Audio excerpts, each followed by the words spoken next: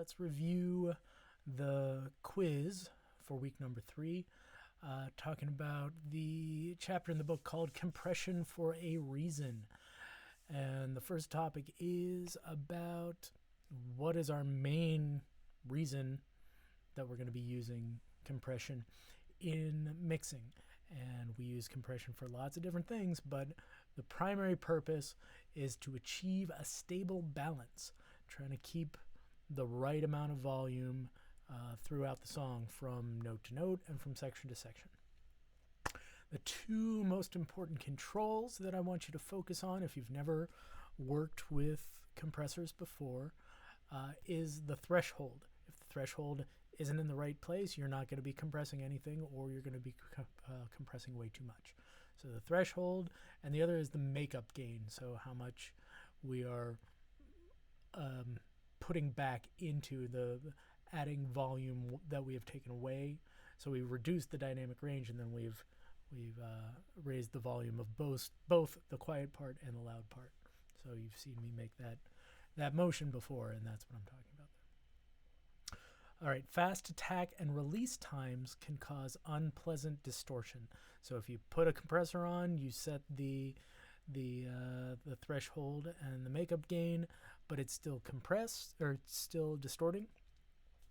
At that point, you may be ready to start working with the attack and release.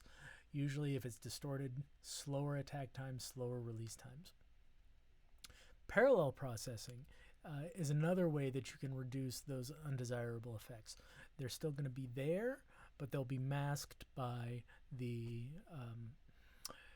dry signal that you're sending along with the compressed signal. Now, it is true that you can compress one track with 2 or more compressors, especially if you're doing different things with those compressors, right? One might be working on the transient, whereas the other is working on a sustain or something more toward the back half of the individual sounds. A peak reduction. So the term peak reduction is talking about that loudest part, how much we are reducing it. And so peak reduction, as you turn that up, as you get more peak reduction, you're getting more compression. Not every track needs to have compression, right? In sort of modern-y dance music and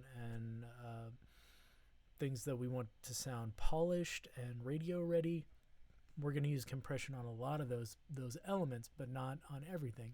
And especially something that's more of a classical piece or a jazz, ambient, those sorts of things don't need compression as much. The next question, I think, is about how much should you spend on buying a compressor? And it seems fairly obvious, right? That compressors are compressors. It's more about how you learn to use them. If you use it properly, it will sound good. The best, most expensive vintage compressor isn't going to do anything if you don't use it right. Limiters and compressors. So the main difference that I like to give you between a limiter and a compressor is limiters have a higher ratio, compressors have a lower ratio. I even put those numbers on it that 20 to 1, if it's 20 to 1, it's probably a limiter. If it's 3 to 1, it's a compressor. Or those are your starting out ratios, and you may change them. Okay, if you have any balance problems that are unsolvable, that's probably a sign that just the compression is not the right tool for the job, right? If you've tried everything, high ratio, low ratio, fast attack, slow attack, and it still sounds bad, it's not the compressor's fault. You're never going to find a compression setting that's going to make it work. Okay, so thanks for watching. I hope that was helpful. I will see you next time, and remember, like the kangaroo says, at these prices, I'm not surprised.